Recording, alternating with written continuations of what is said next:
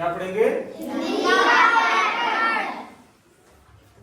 कोई भी काम करने का एक तौर तरीका होता है। जैसे आप लोग क्लास में आते हैं, सीधे बैठते हैं, घर जाते हैं, फिर आते हैं, कोई काम करते हैं, शुरुआत करते हैं तो उसको सही ढंग से करते हैं, तो उसका एक नियम होता है।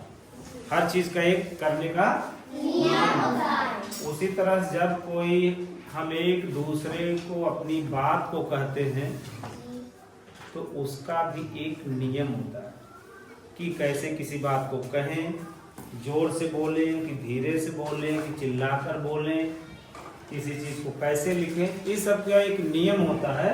और उस नियम की एक पूरी किताब होती है और एक पूरा शास्त्र होता है। तौर तरीके के, भाषा के तौर तरीकों को लिखने पढ़ने का एक शास्त्र होता है, उसको कहते हैं व्याकरण। ये व्याकरण, हिंदी व्याकरण, उसी तरह अंग्रेजी व्याकरण, उसी तरह संस्कृत व्याकरण, हर भाषाओं का एक नियम होता है, व्याकरण होता है। और उसको किसके अंतर्गत रखते हैं? हिंदी व्याकरण को हम हिंदी व्याकरण में रखते हैं। इसकी परिभाषा होती है भाषा को शुद्ध रूप से समझने, बोलने, लिखने के नियमों का शास्त्र ही व्याकरण होता है। बोलने के नियमों का शास्त्र ही व्याकरण होता है। व्याकरण में हम किन किन चीजों को पढ़ते हैं, किन किन चीजों को समझते हैं, किन किन नियमों को फॉलो करते हैं, उसको हम आगे देखते हैं।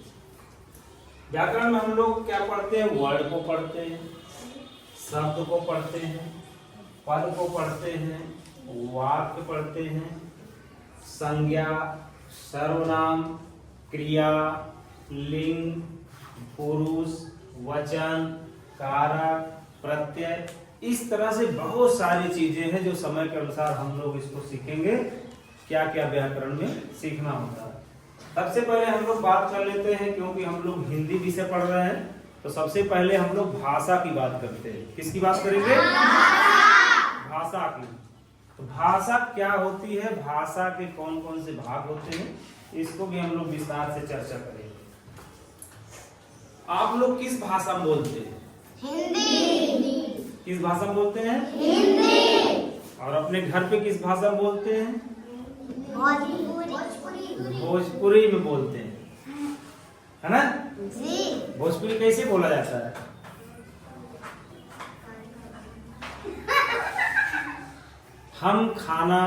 मैं खाना खा रही हूँ, मैं खाना खाई, मैं ये काम कर ली, मैं ये काम पढ़ ली, इसको भोजपुरी में कैसे बोलेंगे?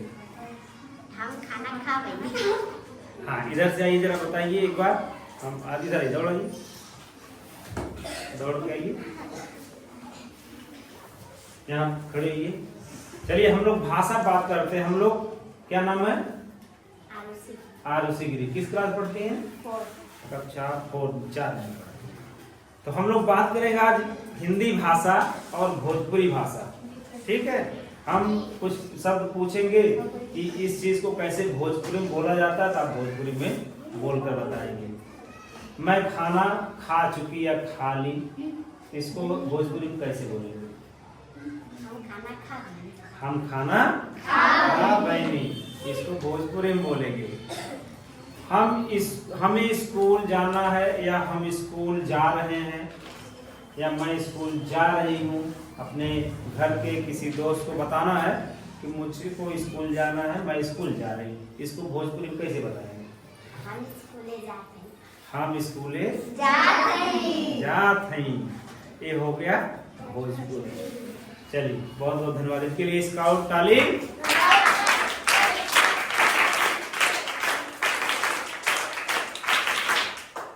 बहुत शाबाश, बहुत बढ़िया। भाषा को हम लोग, भाषा वह साधन है जिसके द्वारा हम अपने भावों और विचारों को एक दूसरे तक पहुंचाते हैं। भाषा वह साधन है।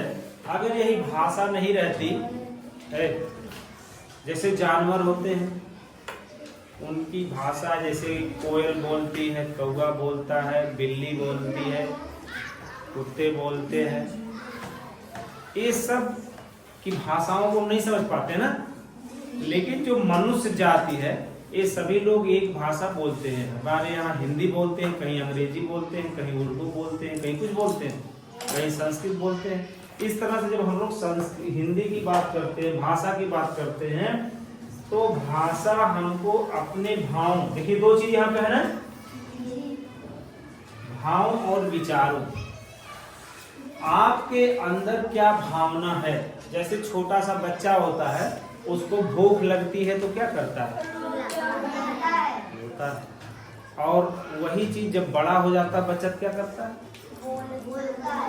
बोलकर अपनी भूख को प्रकट करता है कि मुझको भूख लगी है, मुझको खाना चाहिए, मुझको दूध चाहिए, मुझको चाय चाहिए, मुझको खीर चाहिए, मुझको क्या चाहिए, वो बोलकर बता देता है। लेकिन जो छोटा सा बच्चा भाषा नहीं समझता, वो क्या बोलता है, संकेत करता है, सांकेतिक भाषा का प्रयोग करता है। वो रोने लगता है तो लोग समझ जाते हैं ये रो रहा है, इसको भूख लगी है। होता कि नहीं होता है?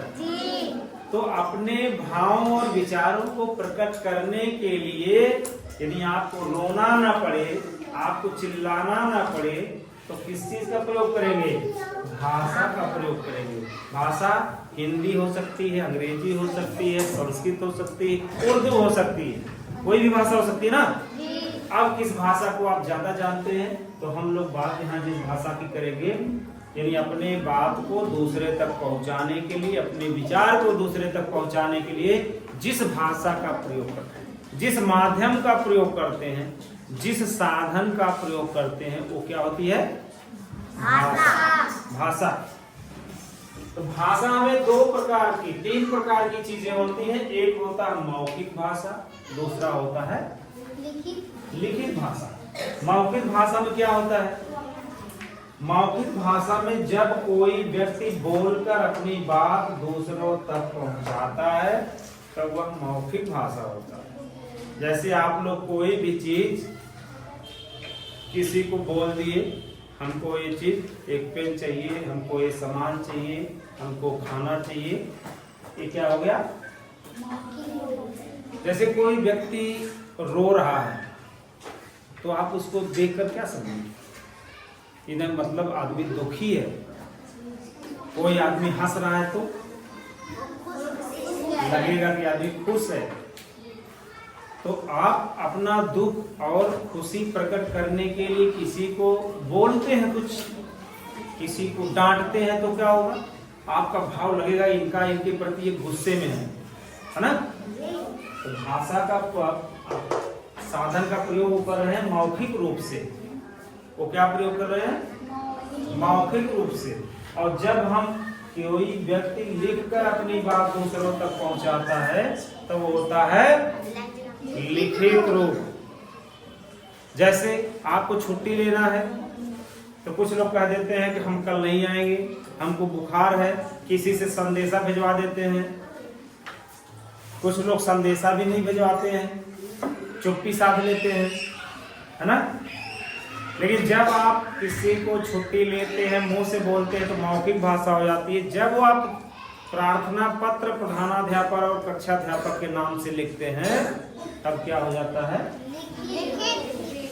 लिखित रूप में आप अपनी भाषा, अपनी भावनाओं को प्रकट करते हैं कि आपको क्या चाहिए। एक दिन की छुट्टी चाहिए, कि आपको बुखार है, कि आपको क्या है। जब आप बैंक में अपना खाता खुलवाने जाते हैं, तब क्या करते हैं, तब फिर लिखित रूप से आवेदन देते हैं। नाम लिखवाने आते हैं तो लिखित रूप से फार्म भरते हैं, मेरा नाम ये है, मेरा ग्राम ये है। ये क्या है, ये लिखित रूप से भाषा का प्रयोग करते हैं। एक होती सांकेतिक भाषा, जब आप नहीं बोल पाते हैं, जब कुछ नहीं कहते हैं, आपका मान लीजिए मुंह बंधा हुआ हो, आपका मुंह बंधा हुआ हो, हाथ केवल खुला हो, पैर बंधा हो, हाथ बंधा हो, पैर खुला हो, तो आप कुछ संकेत अपने शरीर से भी, अपने भौवें से, अपने आंखों से, इंप्रेशन से, संकेत से लोग बताने का प्रयास करते हैं। चलिए अब हम लोग देखते हैं कि भाषा हमारी क्या है, राजभाषा है। 14 सितंबर 1949 को हिंदी को भारत की राजभाषा के रूप में स्वीकार किया गया। भाषा 14 सितंबर 1949 में हमारे देश की सभी कामकाज की भाषा में हिंदी का प्रयोग किया जाता है। लिपि क्या होती है? अगला चीज है लिपि। लिपि प्रत्येक भाषा की अपनी एक लिपि होती है। जब हम भाषा को अपने लिखने का कार्य करते हैं, लिखित रूप में अभिव्यक्ति करते हैं, तो वह एक लिपि होती है। हिंदी जिस भाषा में लिखी जाती है उसे देवनागरी लिपि कहते हैं। इसको इम्पोर्टेंट है, इसको एकदम याद कर लीजिए, इसको अंडरलाइन कर लीजिए। हिंदी जिस भाषा में लिखी जाती है उसे देवनागरी लिपि कहते हैं। और यह बाएं से दाएं लिखी जाती है। कहाँ लिखी जाती है? दाएं से दाएं। बाएं से दाएं का मतलब कहाँ शुरू करते हैं? बाएं हाथ से दाहिने, लेकिन उर्दू जो होती दाहिने से बाएं लिखी जाती है। उर्दू दाहिने हाथ से लिख इधर आते हैं और हिंदी को इधर से। भाषा के ध्वन्यात्मक संकेत होते हैं, जैसे अंग्रेजी में ABCD लिखते हैं ना, इसी तरह से हिंदी के ध्वन्यात्मक संकेत हैं क, ख, ग, घ, ङ। इसी तरह से 52 वर्ड होते हैं हमारे हिंदी भाषा में।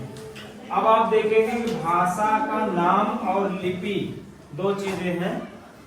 किस कहाँ कौन कौन सी भाषाएं हैं, उनको उनकी लिपियां का नाम क्या है। यहाँ देखिए, हिंदी भाषा को देवनागरी लिपि कहते हैं, अंग्रेजी भाषा को रोमन लिपि होती है, संस्कृत भाषा की देवनागरी लिपि होती है, उर्दू भाषा की फारसी लिपि होती है, पंजाबी भाषा का गुरमुख होता है। इस तरह से हम लोग व्याकरण की शुरुआत करेंगे। व्याकरण में किन किन चीजों को लिखा जाता है।